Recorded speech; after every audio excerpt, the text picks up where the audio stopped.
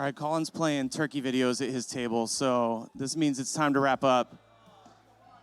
Just let them hear the gobble, and then let's go. Come on. No gobble? Oh my gosh. You're playing hen videos. This is called Spring Gobbler, Colin. All right. So now's the part where we do a contest, and whoever's best wins the contest. I'm just kidding. Like we're gonna compete and decide who has the best wind. Anybody have a win that was like, hey, that was really cool. I want to make sure that gets said in front of everybody. Is that the turkey? Are we talking about turkeys? Colin, not about turkeys though. Oh, that was good.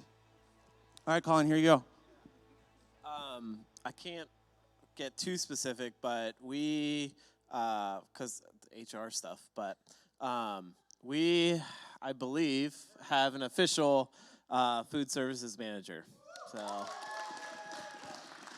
yeah.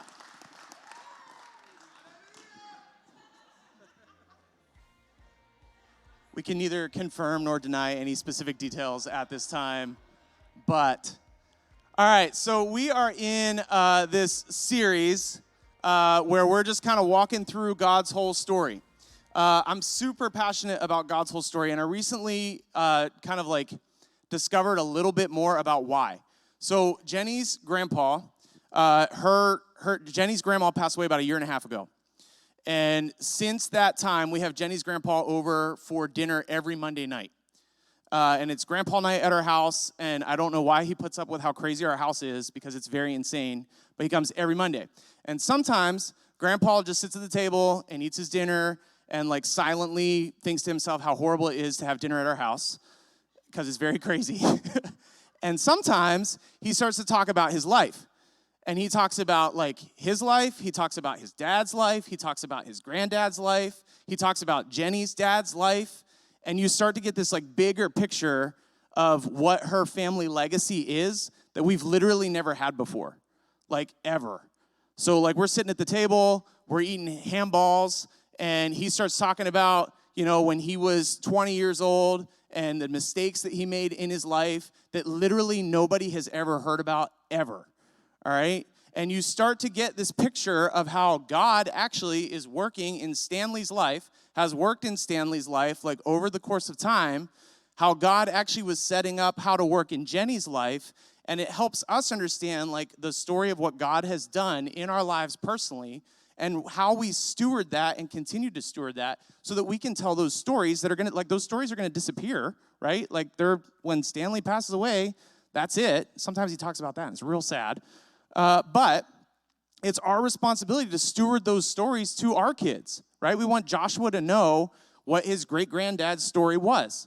That's what we're doing with God's whole story. Like if you've ever sat with a grandma, a grandpa, a great-grandma, a great-grandpa, and heard stories that have never been told, you know what I'm talking about. Like you're like, oh my gosh, all of a sudden I understand so much more about my family and like why we made the choices that we made, why the failures are failures, like what happened, why the wins are wins. You have this like whole giant picture of context that brings so much more meaning to your family's story. And that's literally what we're doing. We are taking time to understand God's story in our lives because sometimes we think about this thing. Oh, side note, there's Bibles in the middle of the table. There's little pamphlets in the middle of your table. You can help yourself to those. Sometimes we think this thing has a start and a stop. And we read it like it has a start and a stop. So it's like, oh, God did some cool stuff in Genesis. Revelation's kind of weird. I don't totally get it. But that's the end of the book. And it's just simply not true. Like God's whole story is continuing to move because God is continuing to save people and build his kingdom. And like you can literally trace all those stories all the way to where we are today. Actually, just yesterday, I was sitting in Don's office. I was like, Don, what in the world how did this church even get here? And he starts telling me about like these 3 guys that were kind of from Mennonite backgrounds. Maybe you've heard this story a million times. Maybe you haven't. These 3 guys that are from Mennonite backgrounds that meet at a full gospel businessman's meeting. They're like, hey, wouldn't it be cool if we could pray for people and worship like in the spirit and not be afraid about like all these boundaries and all these rules? Am I killing this yet? Like I'm not ruining the story? And so they decide like, what if we start a church, right? So some of you heard this a million times. Some of you haven't. What if we start a church? And they get this crazy idea, like, let's meet with a group of people in a hotel. Then they meet with a group of people in a rec center. Then they do this really insane thing where they walk around this giant field out here that has no buildings on it, and they just declare that, like, yeah, this is ours, because that's normal. And they just, like, march around. They just march around this property, and they say, hey, this property is now ours for the kingdom. The problem is it's still owned by other people, but it's now ours for the kingdom. What's really insane is that it actually is. That's crazy, all right? Like, that's the power of God's whole story. Like, I want us to see this story and understand that God did not do miraculous things in Joshua and stop, right? Like, Joshua is continuing to do miraculous things, and here we are as a staff. We're here on purpose, at this time, on purpose, to steward what those guys started, that were started by other guys, that were started by other guys, to actually, like, figure out what the next field is. Like, what are we going to stand in and declare that, hey, we're doing this for God's kingdom. Nothing is going to stand in the way of that. We're going to look to him to follow through on it, right? Come on, worship center. Yeah? Okay? So that's what we're trying to do, and that's why God's whole story is so important. We want to understand it because as we get to know God's story better, we actually get to know God better, and we get to know our mission way better, okay? And we're going to start to feel like, man, like God carried Abraham, God carried Isaac, God carried Jacob, God carried Joshua, God carried those three guys, God carried Sam, God's carrying our team. Like, he's not going to let us down. And so we can continue this mission and this story. Make sense? Cool. All right. So far we've talked about kind of Genesis all the way up until like covenant stuff, kind of the end of Moses. So I do want you to grab pamphlet. If you're not a pamphlet person, there's not enough at your table for everyone. So the good news is if you don't want one of those suckers, you don't have to take one. If you need a pen, there's a bucket of pens up there. And if you want an old school print Bible, those are on the middle of your table too. I love those because when you're talking God's whole story, you can just keep flipping the pages and read some more about it. All right, so we are going to start in Deuteronomy 34. This is the trick of why we all have the same Bibles. We can just tell our Converge students, hey, turn to page 179. It's magic.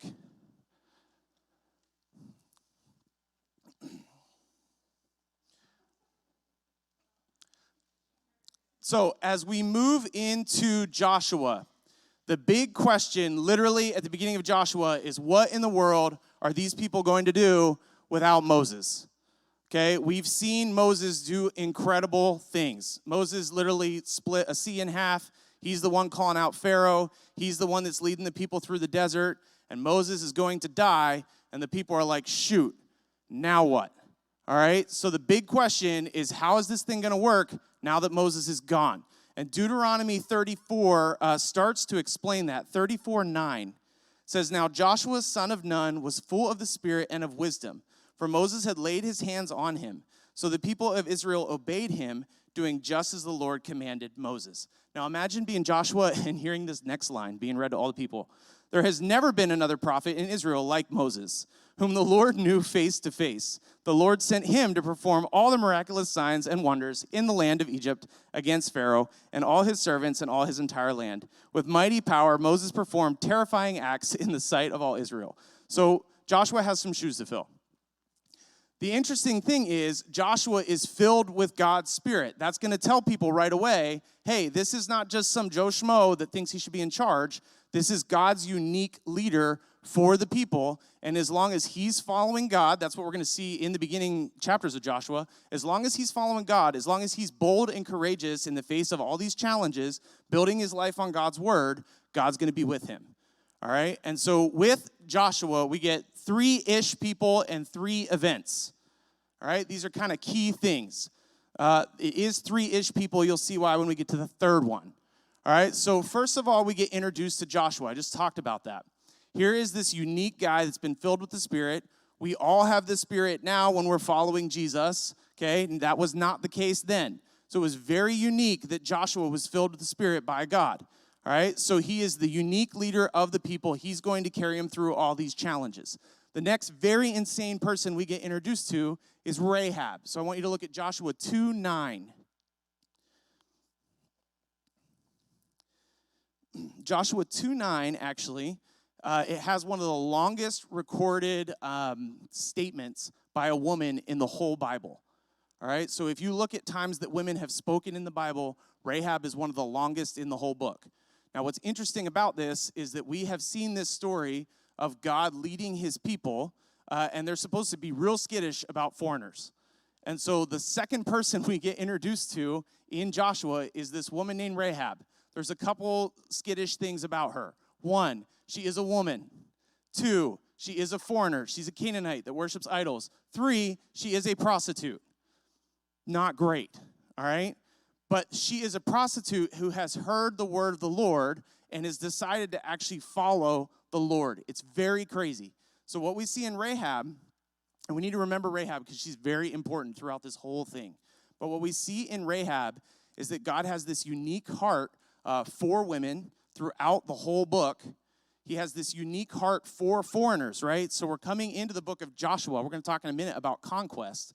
A lot of people think that the book of Joshua is just the Israelites just killing off massive people groups because God is super racist. But if God was super racist, why would he introduce us to Rahab immediately at the beginning of the book? All right. Also, she is a prostitute. Again, that's not a great job to have. Can you imagine being those spies coming back to their wives being like, hey, we're into this land. This really nice prostitute helped us out. Don't worry. She even let us sleep at her house. Like, I'm not sure about this. Okay. But what Rahab shows us is that God was actually known to a lot of people at that time. If we go back and look at the Exodus, there's actually a short little line in Exodus that a ton of Egyptians decided to worship God and follow the Israelites out of Egypt. Okay, so you can get kind of tunnel focused as we go through these narratives on like, wow, so the Israelites are really just this really tiny special group of people. And it's not really true. What's really true is that anybody who's seeking God and agrees to live by the way he's called them to live, they're accepted into God's family. So we see that with the Egyptians that left Egypt. We see that with Rahab. We'll actually continue to see that with other people who are worshiping God, even though they're from other people groups. All right, now the third-ish person, this is the ish. Jesus, I do think, shows up in Joshua. So look at Joshua 5:13. This is kind of interesting. There are different takes on this, so it's important that you know that. But Joshua meets, before they go into the promised land, the commander of the Lord's armies. So the question is, who is this person? All right, so Joshua 5:13. When Joshua was near the town of Jericho, he looked up and saw a man standing in front of him with a sword in his hand. Joshua went up to him and demanded, "Are you a friend or a foe?" "Neither one," he replied. "I'm the commander of the Lord's army." At this, Joshua fell with his face to the ground in reverence. "I'm at your command," Joshua said. "What do you want your servant to do?" The commander of the Lord's army replied, "Take off your sandals, for the place where you're standing is holy." And Joshua did as he was told. Now the gates of Jericho were tightly shut because the people were afraid of the Israelites. No one was allowed to go out or in. But the Lord said to Joshua, "I have given you Jericho, its king, all its strong warriors. You and your fighting men should march around the town once a day for 6 days." This is how we get this Jesus stuff figured out, okay? This is the captain of the Lord's armies. That's what the text says. So some people think this could just be any old angel. The problem with that is Joshua falls on his face and worships the angel. Are you allowed to worship angels? No, you're definitely not, especially if you're like an Israelite and understanding that idolatry is super bad and we only worship God. So for Joshua to fall on his face in front of the commander of the Lord's armies, it's like, oh, this is more than just any old angel. All right, the other interesting thing is that this text doesn't really break, and we go straight from Joshua talking to the commander of the Lord's armies to the Lord commanding the Israelites what to do. So this is one thing. All right, so Joshua comes to this guy, whoever he is, and he like falls on his face. He takes off his sandals. Also, who took off their sandals in front of God? Moses. That's right. So this is like a parallel here, okay? Because Moses did that in front of God, Joshua's probably doing that in front of God, all right? Any time in the Old Testament when we see God as a person, who is that? It's the same person that God's as a person in the New Testament, right? It's Jesus. All right, so Joshua meets with Jesus. I think there are different takes. You can look it up for yourself. But I think Joshua meets with Jesus before they entered into the promised land. The other reason I really love this kind of stuff is because sometimes we kind of like isolate Jesus in this period of time. We're like, man, if Jesus was just still around. It's like, hey, guess what? He actually is. He's actually been around for a very long time. We see him show up throughout the Old Testament in all kinds of places. If you're reading through the Old Testament and you see God show up as like a human form, that's Jesus. And that's like an incredible way to actually firm and build our faith and teach us that there's not like this New Testament over here where God's doing a different thing and this Old Testament over here where God's a completely different kind of weird dude. Does that make sense? All right, so it's very, very cool. So Jesus is the one that's saying, hey, you're going to go into this land and you're going to take it over. So these are the 3-ish people, because Jesus is a ish person. All right? Here's the 3 key events that kind of set up what's going on in this book. Rahab is going to hide the spies. We just talked about that. It's very crazy, and it is going to become very important. So you got to keep in your mind that we're introduced to Rahab. She's going to be incredibly important later. Rahab hides these spies, and it gives them a way to figure out this city and go about figuring out how to attack the city and start their conquest through the promised land. The other thing is the book of Joshua starts with a river parting and the people of Israel walking through that. Sometimes that's a completely new detail that we miss, okay? Moses parted the Red Sea. Joshua parted the Jordan River. What does that do for the people? It reminds them that God is on their side and he's leading them at all times. God is doing so many things that he did for Moses through Joshua. Joshua leads the people through the river. They build like these altars. They're like called to remember this at all times. This is how they enter into the promised land, the same way they escaped Egypt. It's a big deal. The other thing that happens is Jericho falls in Joshua 6. So Jericho is like one of those great Bible stories that you did on like a flannel graph, or you watched the Veggie Tales with the French peas and the slushies. It's a thing, okay?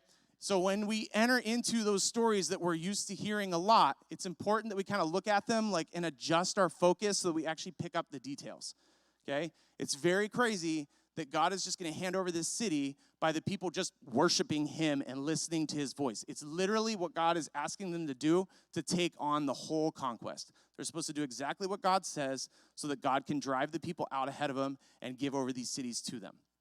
Now, Jericho is one of my favorite stories to talk about in the Old Testament because there's some incredible archaeological evidence about it, okay? Jericho is one of those stories that we can look to in the Bible and find it in actual history and say, hey, the details here in the Bible match the details over here in archaeology, okay? So the city of Jericho has been found. It's been excavated. It was started in like the 1930s and kind of like completely finished up in the late 1950s. What's interesting about the city of Jericho is that it's the only excavated ancient city where the walls fell outward. The only one. Why is that important? I want you to think about it. Why is it important that Jericho is the only city where the walls fell out instead of in? A little murmuring. Okay? If you're going to attack a city, okay, if you're just any old people group and you want to smash a city to bits, you're going to raise up an army, you're going to build a bunch of battering rams, and you're going to shatter those walls, and they're going to go where? In. That's why every city that's ever excavated in all of history has walls that are fallen in. The only one that doesn't is Jericho. Because the people marched around the city for 6 days, then they just screamed real loud on the 7th day, and the walls fell out because God did it. All right? It's actually backed up by history. The other very, very insane thing is that Jericho has this very odd wall section that is still standing. Who lived there? Rahab. So, like, archaeology backs this up. Like, I remember when I learned this, I was like, what? My Sunday school teacher never included that in the flannel graph? That there's, like, a real thing that I can look to that proves this? The part of the wall that remains standing is a residential piece of wall. It's definitely Rahab's house. Okay? So when we worship God, when we study the story of the Bible, it's not fake and it's not made up. It's very real. So as long as the people of Israel are seeking the Lord, he is handing people over to them. Now, next page on this little pamphlet situation, we need to talk about genocide. Yay. Okay? There is a ton of atheist thinkers that love to talk about how God in the Old Testament is this super horrible, very grumpy old man type that is very racist, loves to kill people, and is very jealous for himself. So, as people in a church, as people leading a church, we have to actually know what to do about that. Okay, we have to know how to handle things like genocide. What is genocide? It's when you go about specifically trying to kill off an entire people group. It does sound very close to what we read in these conquest passages. So we have to reconcile, like, okay, wait a minute. Is our loving, forgiving Jesus full of grace and also into genocide? No, okay? And there's some very key passages to this. One, Joshua 1, you don't have to turn to this one. Joshua 1 is just basically setting up that this conquest is going to happen. God's going to lead the people. He's going to use Joshua to do it. I do want you to go to Deuteronomy 7. Somebody gets the page number, just shout. Hey. 155. That was fast. Guys, I think Rebs would be good at sword drills.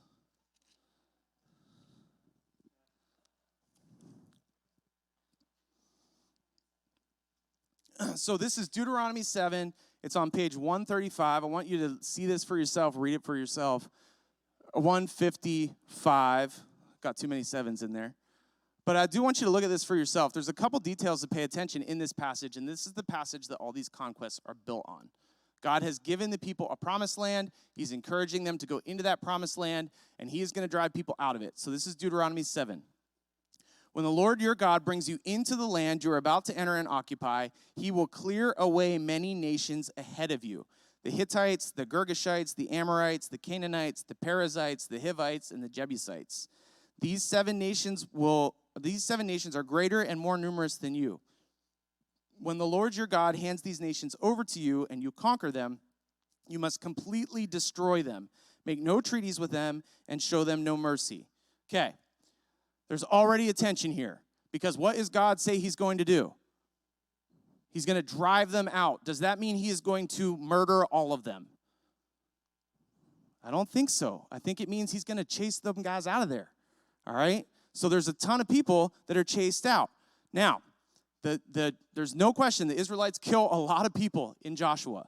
The question is there genocide involved? Most likely not, because God is driving the people out ahead of the Israelites, okay? Look at the next part of this verse. It's a little bit tricky.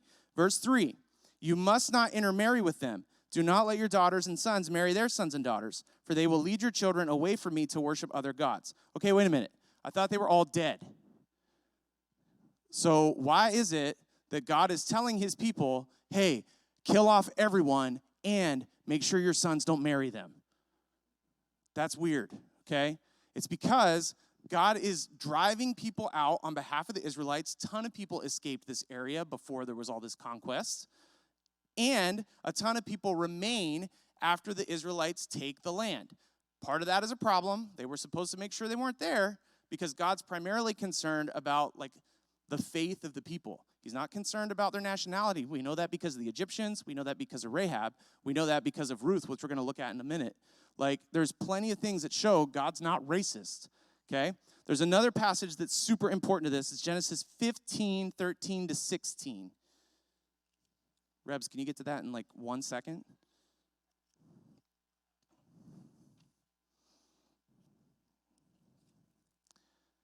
So now we're going way, way back. Page 13. That's how you know you're way back, actually. Genesis 15, 13 to 16. So this is God making his promise to Abram. It says, then the Lord said to Abram. So remember, we talked a couple weeks ago. Abram's standing out in this field. He's a pagan. God speaks to him, says, I'm going to make you a nation. You're going to bless all nations. This is like a key point in God's whole story. Oh, man, I just lost the page. What is it? There we go. Okay. Guys, that page flipped and it messed up my rhythm. Okay, so then the Lord said to Abram, you can be sure that your descendants will be strangers in a foreign land. Wait, am I right here? All right. Where they will be oppressed as slaves for 400 years. But I will punish the nation that enslaves them, and in the end they will come away with great wealth. As for you, you will die in peace and be buried at a ripe old age. After 4 generations, your descendants will return here to this land. Spoiler alert, how long were the Israelites in Egypt as slaves? 400 years. So it's exactly what God says. After 4 generations, your descendants will return here to this land, for the sins of the Amorites do not yet warrant their destruction. Okay? One of the things that we see in the Old Testament consistently is that God is known as long-suffering. Okay? The Amorites are the ones that are in the land of Canaan. But all the way back in Genesis, God is already paying attention to the Amorites in Canaan. He's already paying attention to all the details of his story. And he's willing to pause his story because the people in Canaan are not sinful enough to be judged. Okay? So this is where we talk about judgment. All of us deserve death. Sad day. All of us, all people at all times are affected by sin. The wages of sin is death. Okay? So God could actually just kill us at any time. And that would not be inappropriate because sin deserves death. The interesting thing is God consistently chooses not to allow that to happen. Okay? His heart for the people in Canaan is so present that he's willing to pause his story to allow them a chance to repent, to get to know him. And we do know the message of Yahweh, God, is like spreading that whole area because Rahab already knows about him when the Israelites get there. So God is giving people an ability, a chance, an opportunity to repent before he judges them. But he will, in fact, judge them. So when we deal with these like goofy conquest passages, it's important to remember God actually has the right to judge anybody he wants at any time. Sometimes we see that happen in like real time, and it's very shocking. Like Ananias and Sapphira, they lie to the Holy Spirit. God's like, dead. And it's like, what?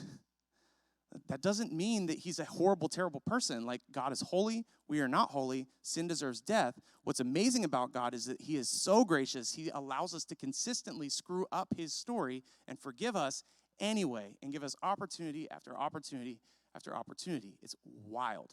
We're going to see that when we get into Judges. Like, these people are a hot mess in Judges, and God is long-suffering and gracious when it makes zero sense. All right? So there is all these conquest passages. Joshua is full of it. God's people are going to drive the people out of the land. It's important to remember they were not all killed because there's rules about marrying them and creating treaties with them. It's important to remember that God is gracious because he's not judging these people immediately. And God actually, because he's gracious, ultimately, he's going to send us Jesus and give us like this whole new way to interact with grace because he loves us and he's patient with us. Yeah? All right. Guys, I can feel that this is like a blistering pace. I'm very sorry. All right. The next thing that's interesting, they are going to divide the land. This is the end of the book of Joshua. It's very boring to read, but basically they're just splitting up all these land grants. That's literally what you're reading. Legal documents about who gets what land. There's 2 very important things to note.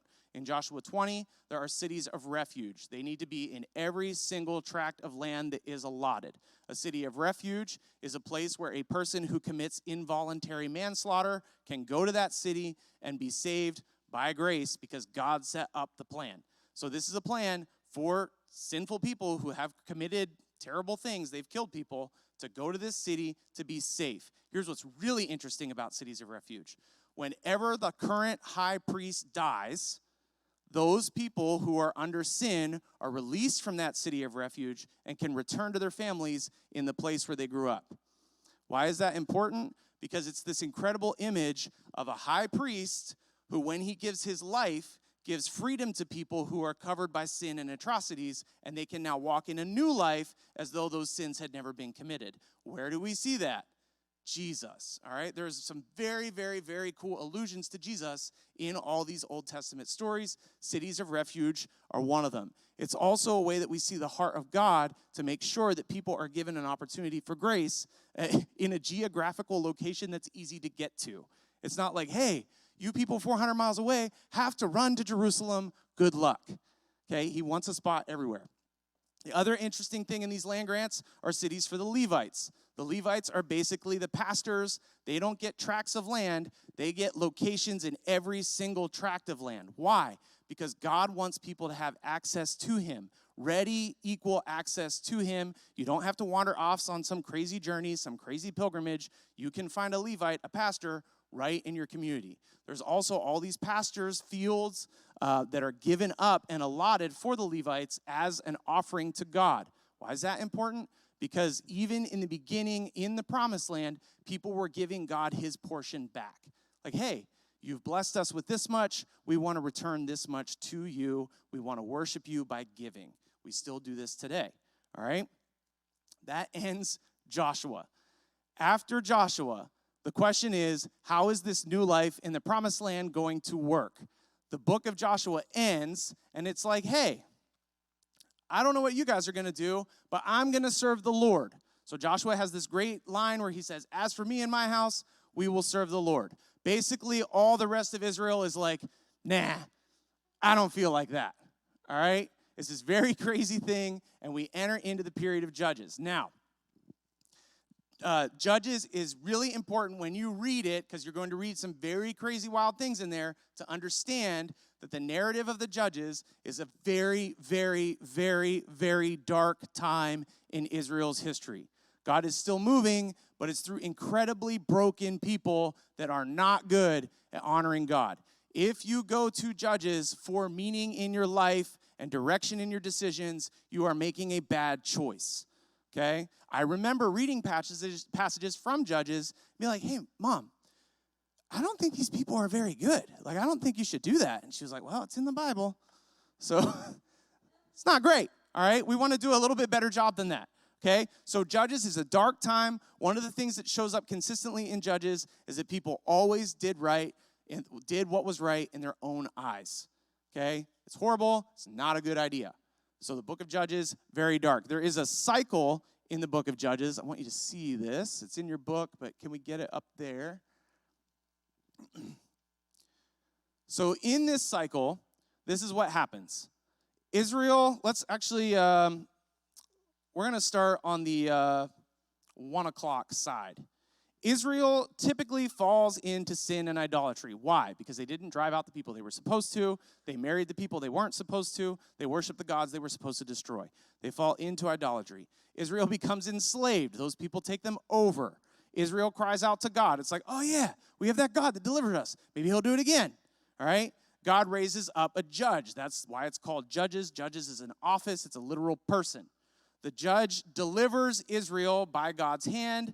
Israel decides to serve the Lord for a very short period of time until they just actually decide to worship idols again. And literally, we're just going to spin and spin and spin. And actually, what's going to happen is we're going to spin lower and lower and lower and lower. All right? It does show that God is insanely gracious because there is no reason for him to be nice to these people. They're very dark and very fallen. But he continues to do it to preserve his promise to Abraham and ultimately preserve his promise of building his kingdom in this world, which we're still walking out today. All right? I just want to highlight a couple of insane judges. You can read it for yourself. The first interesting one is Deborah. Deborah is found in Judges 4. The reason I highlight Deborah is because we have been highlighting the way that women have been at work in God's whole story. It's very difficult. There are people who will do it. It's not impossible. It's very difficult to say that women should not be involved in leading God's people and also explain Deborah. It's pretty hard. You have to do a lot of gymnastics to figure it out, okay? Deborah is actually one of the best judges. And the hero in the passages about Deborah are actually a woman who resolves the story, delivers the people from the enemies by pounding a tent peg through the general's head. It's disgusting, actually. So it proves that women can be extremely violent, but also shows that God uses women in powerful ways and sometimes even puts them in charge of all his people to deliver them from evil. It's very hard to reconcile, like, hey, I don't know if women can lead God's people, and he did it with Deborah, and Deborah did a pretty good job. It's kind of tricky, all right? There are ways to figure it out. You can look into that if you want. But anyway, Gideon. Gideon's one of my favorite ones because I always thought he was a good guy, and he's kind of not, okay? Have we heard this story about putting out a fleece? Okay? This is what's interesting. Keep in mind that through the period of the Judges, Israel is like basically consumed with idolatry at all times. So even when they try to worship God, it's tainted by how you worship idols, okay? So God comes to Gideon. God says, hey, I'm going to do this miraculous thing. I'm going to deliver your people. And he's like, okay, cool. So if I put out this fleece on a threshing floor and it's wet, was it wet first or dry first? Tiny details. If it's wet, I'll believe you. God's like, okay, fine.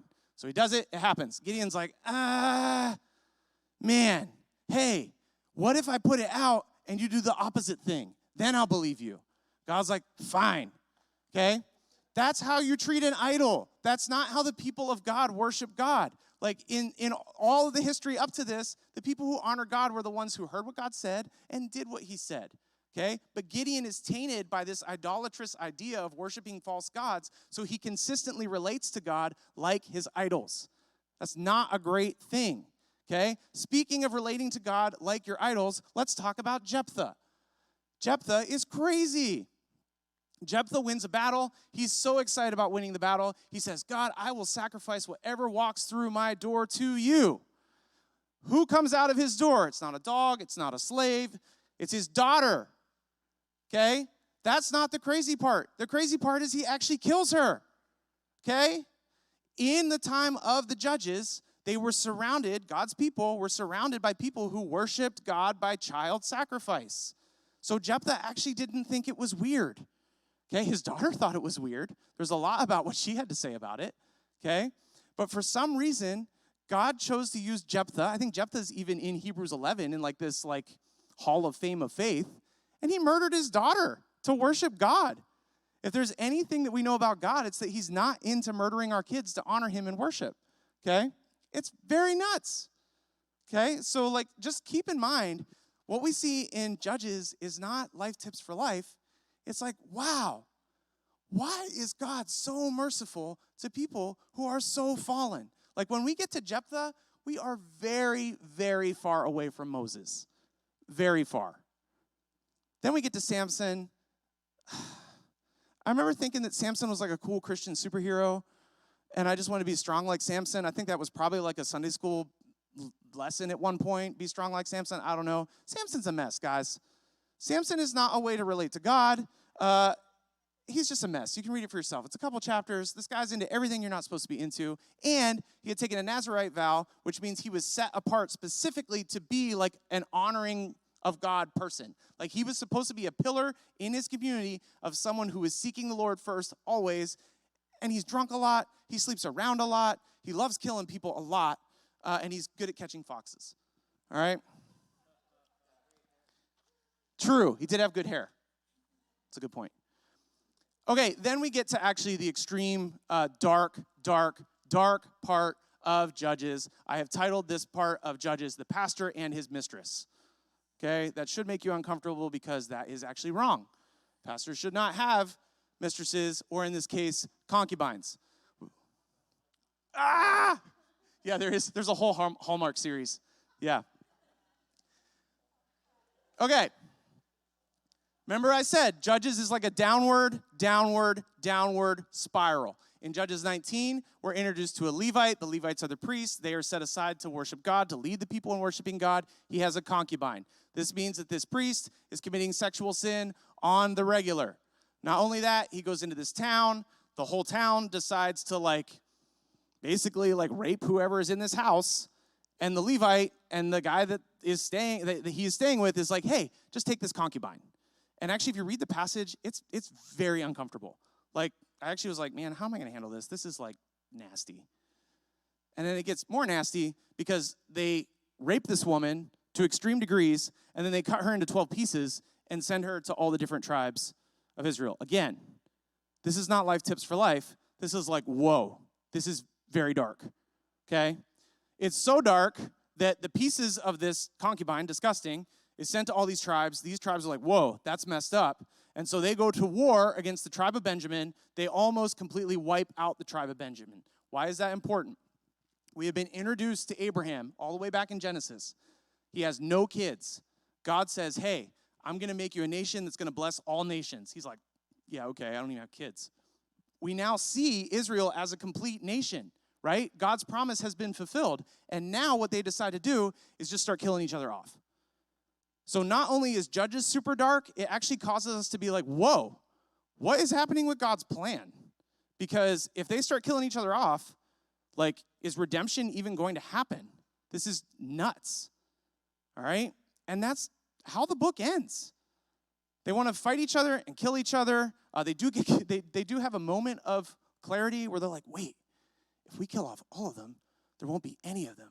And so we should probably allow them to like break the marriage rules, or we could like bend the marriage rules or bend our vow a little bit so that they can at least produce some descendants. Right? It's real messed up. Now, in the darkness of Judges, we have another story that occurs in that context. It's very, very important that we understand that Ruth occurs during the period of the Judges, okay? Because it is a tiny, very tiny, bright spot in the period of Judges. So, in the book of Ruth, we are introduced to Naomi. Naomi starts out a half-decent life. She's got 2 sons. She's got a husband. By the end of the first chapter, they're all dead. Okay? So, this is happening in the period of the Judges, right? So you have this older, widowed woman that has no sons in the period of time where what they like to do is cut people up and send them around the country. It's very dangerous, all right? And so through that story, we meet Ruth. Actually, just go to Ruth. You got the page number, just shout. 221.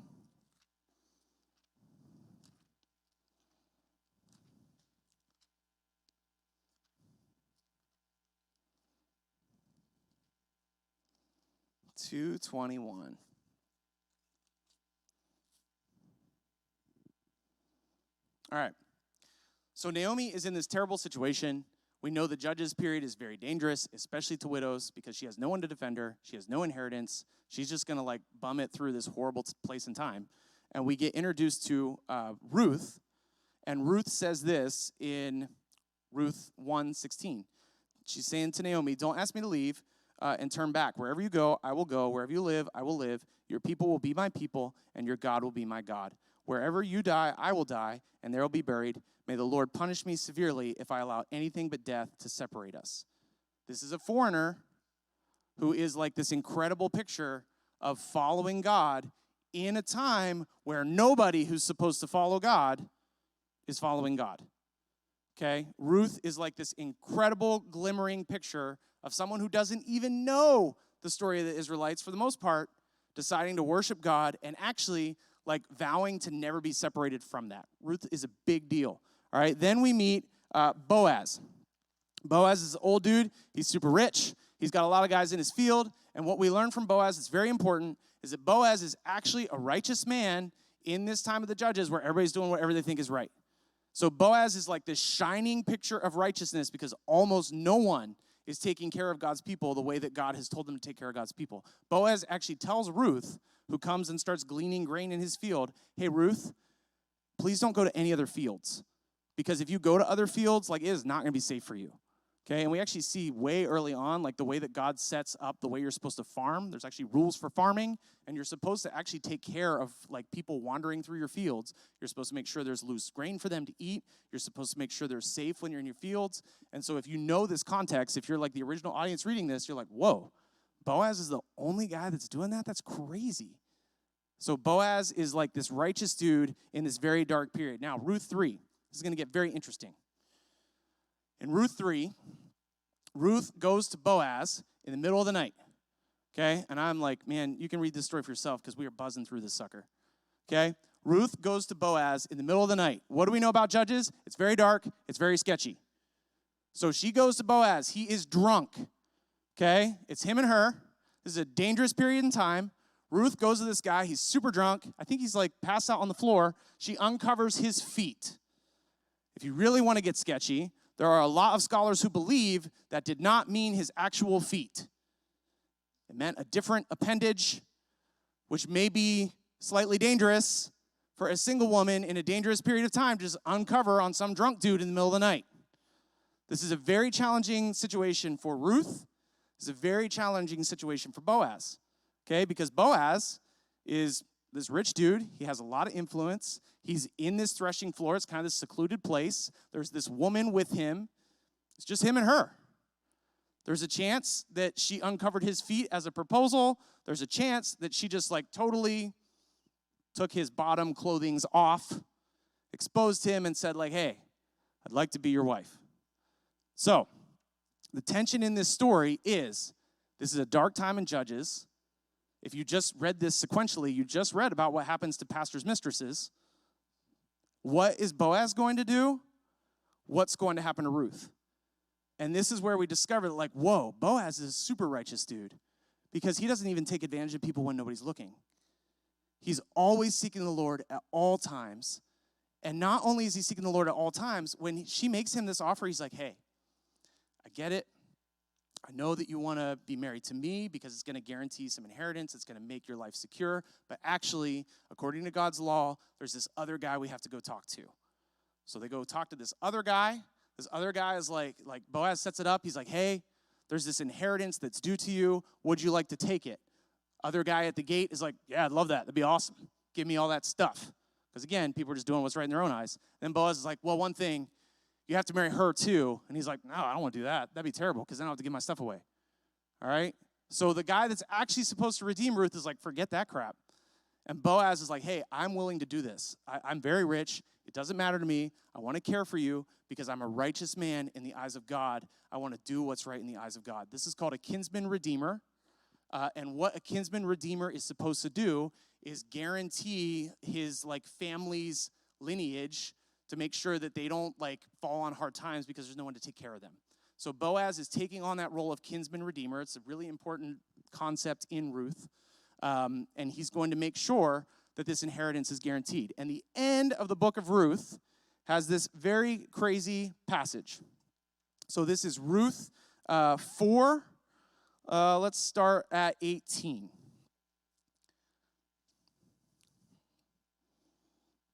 Actually, let's skip up. We're going to start at 13. So Boaz took Ruth into his home. She became his wife. When he slept with her, the Lord enabled her to become pregnant, and she gave birth to a son.